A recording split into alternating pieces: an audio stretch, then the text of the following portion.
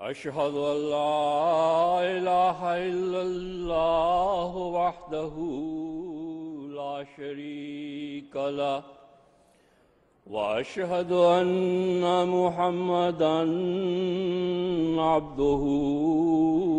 ورسوله أما بعد فأعوذ بالله من الشيطان الرجيم بسم الله الرحمن الرحيم محمد رسول الله والذين معه أشداء على الكفار رحماء بينهم تراهم ركعا سجدا يبتغون فضلا من الله رضوانا سيماهم في وجوههم من أثر السجود ذلك مثلهم في التوراة ومثلهم في الإنجيل كزرع أخرج شطأه فآزره فاستغلظ فاستوى على سوقه يعجب الزراع ليغيظ بهم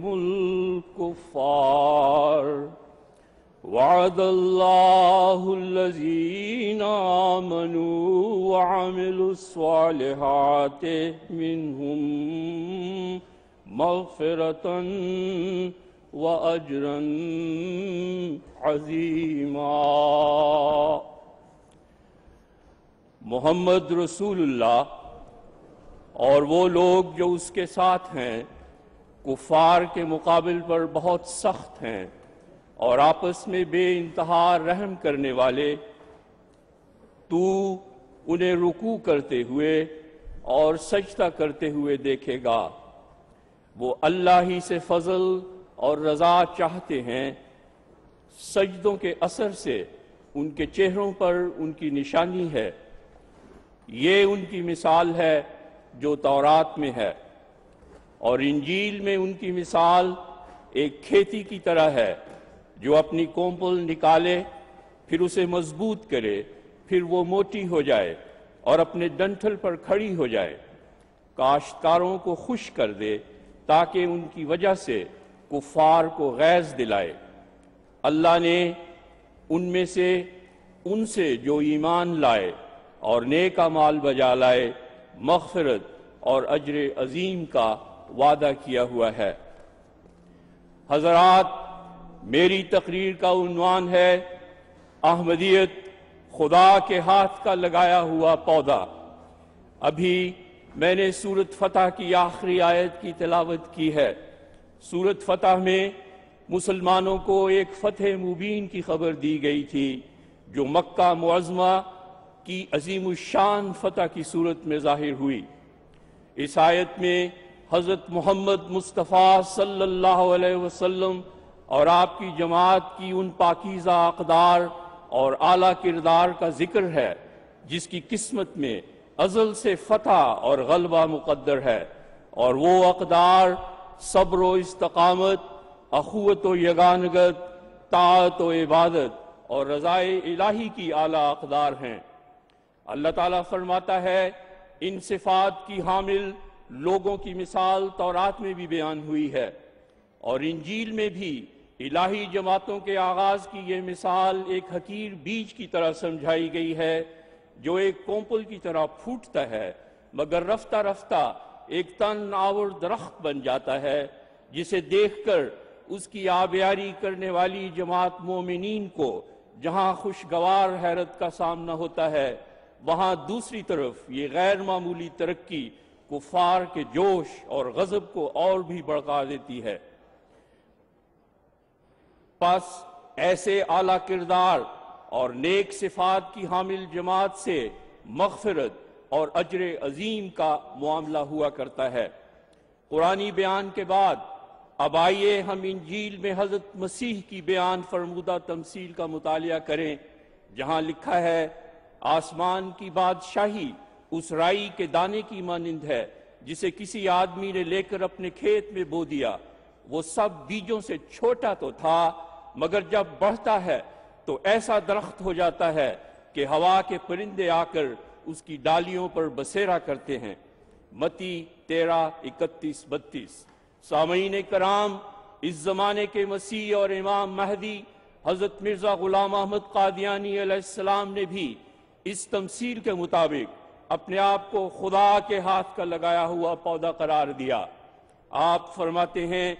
دنیا مجھ کو نہیں پہچانتی، لیکن وہ مجھے جانتا ہے جس نے مجھے بھیجا ہے۔ یہ ان لوگوں کی غلطی ہے اور سراسر بدقسمتی ہے کہ میری تباہی چاہتے ہیں۔ میں وہ درخت ہوں جسے مالک حقیقی نے اپنے ہاتھ سے لگایا۔ تحفہ گولڑویہ، روحانی خزائن، جلد 17، صفحہ 49-50۔ حضرت مسیح موعود علیہ السلام نے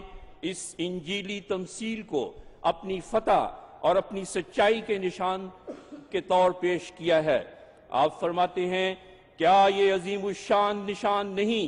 کہ کوششیں تو اس غرض سے کی گئیں کہ یہ تخم جو بویا گیا ہے اندر ہی اندر نابود ہو جائے اور صفحہ ہستی پر اس کا نام و نشان نہ رہے،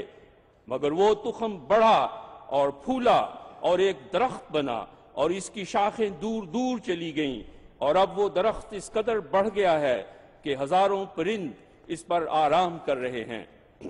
پس آج کے موضوع سے مراد حضرت مسیح موعود علیہ السلام کی سچائی کے نشان کے طور پر آپ اور آپ کی جماعت کے اعلیٰ کردار اور غیر معمولی کامیابیوں کا بیان ہے۔ واقعہ یہ ہے کہ حضرت مسیح موعود علیہ السلام کی پاکیزہ سیرت کی چھاپ آپ کی جماعت کی صورت میں ظاہر ہوئی ہے، اور یہ بھی حقیقت ہے کہ مسیح موعود کو یہ اخلاق فاضلہ اپنے آقا و متاع حضرت محمد مصطفیٰ صلی اللہ علیہ وسلم سے گہری عقیدت و محبت، کامل اطاعت کے نتیجہ میں عطا ہوئے، اور حضرت مسیح موعود علیہ السلام نے دعویٰ سے پہلے کی پاکیزہ زندگی کو اپنی سچائی کے گواہ کے طور پر پیش کیا اور مخالفین کو چیلنج کیا کہ کون تم میں ہے جو میری سوانح زندگی میں کوئی نکتہ چینی کر سکتا ہے؟ پس یہ خدا کا فضل ہے کہ جو اس نے ابتدا سے مجھے تقوی پر قائم رکھا،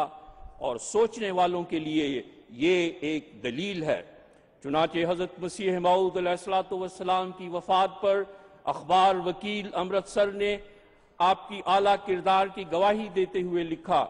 کیریکٹر کے لحاظ سے مرزا صاحب کے دامن پر سیاہی کا چھوٹے سے چھوٹا دھبا بھی نظر نہیں آتا۔ وہ ایک پاک باز کا جینا جیا اور اس نے ایک متقی کی زندگی بسر کی۔ غرض یہ کہ مرزا صاحب کی ابتدائی زندگی کے 50 سالوں نے بالحاظ اخلاق و عادات اور کیا بالحاظ خدمات و حمایات دین مسلمانان ہند میں ان کو ممتاز و برگزیدہ اور قابل رشک مرتبہ پر پہنچا دیا۔ حضرات، حضرت مسیح موعود علیہ السلام کی سیرت کا یہی وہ شاندار پہلو ہے جس کا جماعت کے ناقدین کو بھی اعتراف ہے کہ جب مذہب روایات کا نام رہ گیا اور عوام تو کیا علماء بھی بگڑ گئے، تو عین اس ضرورت کے وقت حضرت مسیح موعود علیہ السلام نے اپنا خوبصورت عملی نمونہ پیش کر کے ایک ایسی باکردار جماعت پیدا کر کے دکھا دی جو صبر و رضا، اخوت و محبت اور اطاعت و عبادت کے اعلیٰ اوصاف سے مزین ہے۔ چنانچہ مشہور نقاد علامہ نیاز فتح پوری صاحب گزشتہ صدی کے ہندوستان کی حالت زار بیان کر کے لکھتے ہیں، اسلام کی قسم پرسی انتہا کو پہنچ گئی۔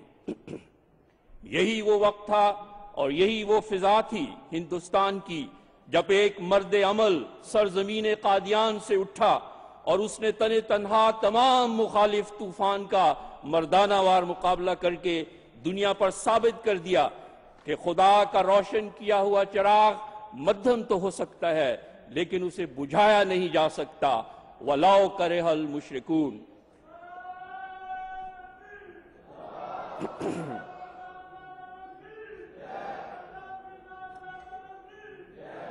اس وقت مجھے اس سے بحث نہیں کہ حضرت مرزا غلام احمد صاحب نے اپنے آپ کو کس حیثیت سے پیش کیا،